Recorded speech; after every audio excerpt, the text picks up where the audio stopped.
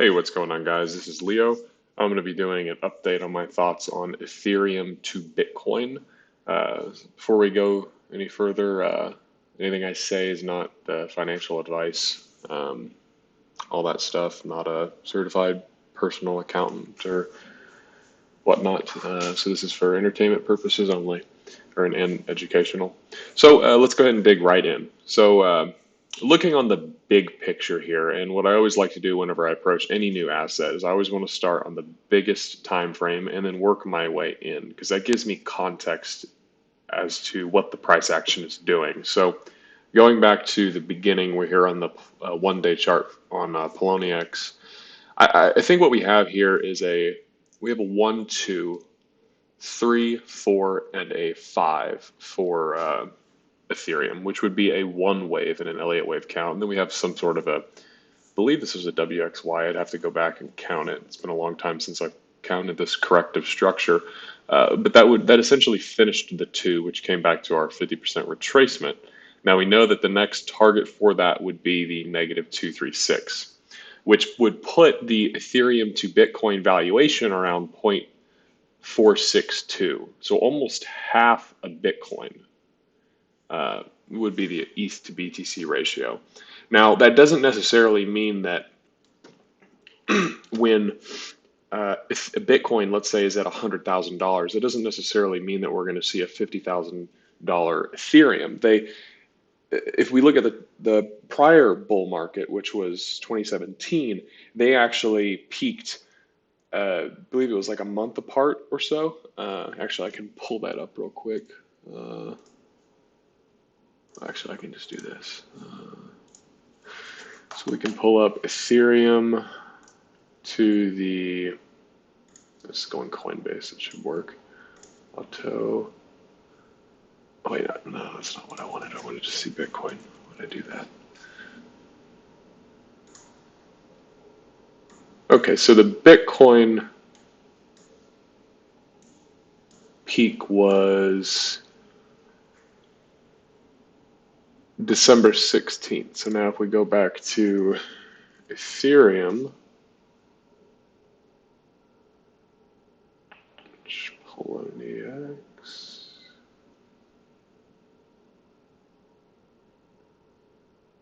I guess it doesn't matter. Ethereum reached its price peak on January 14th, so almost a month apart between the two. So what that allowed for was Bitcoin to drop, which means that the Ethereum to Bitcoin ratio increased, right? Because Ethereum increased in price relative to the US dollar, while Bitcoin decreased. So it doesn't necessarily mean that we're going to be both peaked out at the same time, but it gives you an idea of where we're going to be going potentially. That's not Poloniex. Hang in there with me. Where's Poloniex? There it is. Okay, so that gives us one area of a possible target. Another area would be the most likely extension for a third wave in an Elliott wave count is the 1618. So that would put us up here. And so all you do is you take your Fibonacci extension tool, you measure from here to here, project it from the second, which gives us the 161% projection, which would put us around a 0.25, basically a quarter. So, let's say Ethereum, well, let's say I know what I just said a minute ago about how they don't necessarily peak at the same time, but just for an example, let's say a Bitcoin's at 100,000, so Ethereum should roughly be around 20,000, 25,000 if we're going to hit that third wave target. I think this is much more realistic target than the half Bitcoin, but it is possible if we see that big drop in Bitcoin price while Ethereum runs. So let's go ahead and dig into the count a little bit further. And as I mentioned in my video yesterday talking about AMC, I like to look at my technical analysis, but then I also find a little bit more confluence whenever I look at fundamentals behind an asset or company that I'm evaluating. So if we dig in here, so this looks like some sort of a expanding leading diagonal for the first wave. It's very, it fits the structure to me. It doesn't expand too much, but these preceding waves are larger than the prior, which is indicative of a leading diagonal, and they can appear within channels. They don't necessarily have to be completely expanding. Actually, let me see. I bet if I took it off a log, it would look. Yeah, so it looks more expanding if you take it out of log. Yeah, you can see it much more clearly there. Yeah.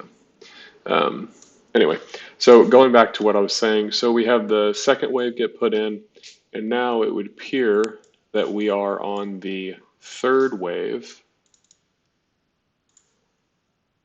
So to me, this looks like a 1, 2, 3, right? So then we put in a fourth wave here, and now we're going up to put in the fifth of the third. Right? So that would put us right in there, right around that.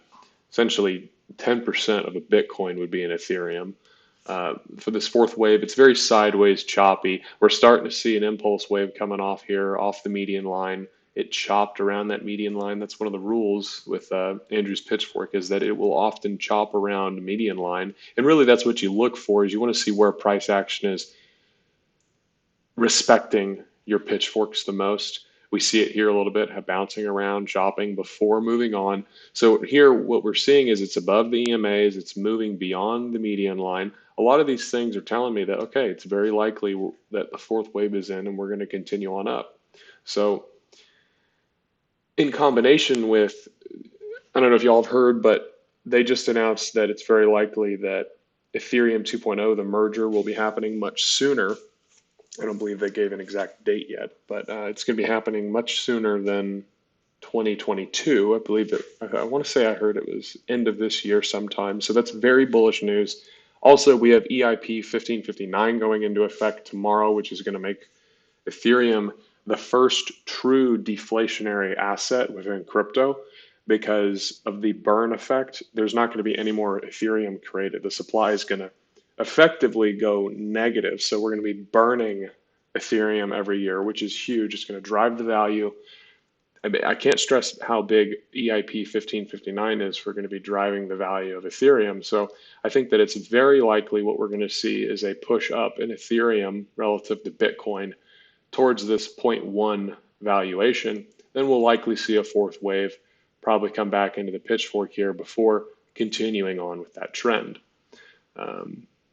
So key takeaways is very bullish on Ethereum. We've seen a leading diagonal. We're on the third wave, it appears. This is very standard, very basic. There's nothing really difficult here to count. But yeah, my bias is up. If I had to guess, I would say sometime in the next 12 months or so, we would probably hit this. Targets are very difficult to do, so don't hold me to that, but it gives you an idea. Well, I think that's pretty much everything. If you have any questions about my analysis, go ahead and drop a comment below. I'm trying to be more consistent with making some videos. It can kind of help me to personally stay on track with keeping updated on my charts and whatnot. I also have a new laptop, so it's easier with traveling now to make these videos. And I'm impressed. It's an MSI laptop, and it processes these videos really quickly, and I don't have any problems connecting my Bluetooth to it. I turn on my Bluetooth with my microphone, and it's ready to go. So it's much easier than using my desktop. So, okay, until next time, y'all take care.